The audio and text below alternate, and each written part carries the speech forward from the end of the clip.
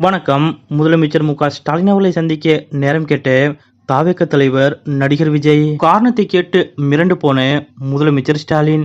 இதை பத்தின முழு விவரத்தோட இப்ப நம்ம பார்க்கலாம். 2026 சட்டமன்ற தேர்தலுக்கு அனைத்து கட்சிகளும் பம்பரமாக சுழல்வதை போல தமிழக வெற்றி கழகத்தின் தலைவர் நடிகர் விஜயும் அடுத்து என்ன என இடைவிடாமல் ஆலோசனைகளை மேற்கொண்டு வருகிறார். அந்த வகையில் புஷி ஆனந்த், ஆதவ் அர்ஜுனா, ஜான் ஆரோக்கியசாமி, விஷ்ணு ரெட்டி, அருண்ராஜ் உள்ளிட்டோருடனான விஜயின் இந்த ஆலோசனைகள் தீவிரமாக நடந்து வருகின்றன. இந்த ஆலோசனைகளில் சட்டமன்ற தேர்தலுக்கு இன்னும் 10 மாதம் தான் இருக்கிறது.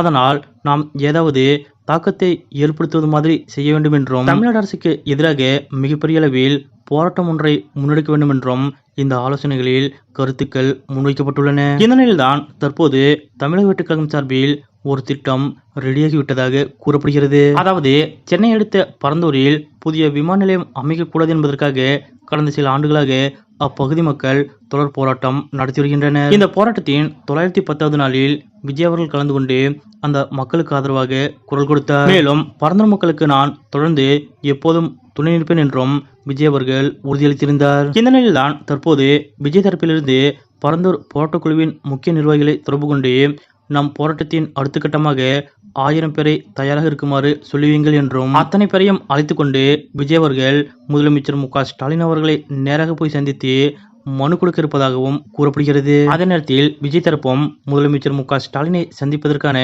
அப்பாயின்மெண்ட் பெறும் வழிமுறைகளை IAS அதிகாரிகள் தரப்பிடம் கேட்டு வருவதாக கூறப்படுகிறது. முதலமைச்சர் மு.க.ஸ்டாலின் அவர்கள் நேரம் ஒதுக்கியவுடன் 1000க்கும் மேற்பட்ட பரந்தூர் போராட்டக் குழுவினரை அழைத்துக் கொண்டு கோட்டைக்கு போக போகிறாராம் விஜய். இந்த தகவல் அறிந்து முதலமைச்சர் மு.க.ஸ்டாலின் மற்றும் திமுகவினர் அதிர்ந்து போய்விட்டதாக கூறப்படுகிறது. இதனால் தம்மை சந்திக்க விஜய்க்கு முதலமைச்சர் மு.க.ஸ்டாலின் அவர்கள் அப்பாயின்மெண்ட் கொடுப்பார் என்பதை பொறுத்திருந்துதான் பார்க்க வேண்டும். முதலமைச்சர் மு.க.ஸ்டாலின் அவர்களை சந்திக்க தாவேக தலைவர் நடிகர் விஜய் அவர்கள் திட்டமிட்டிருப்பதாக கூறப்படுவது பற்றிய உங்களுடைய கருத்துக்கள் என்ன அப்படிங்கிறத மறக்காம கமெண்ட்ல குறிப்பிடுங்க.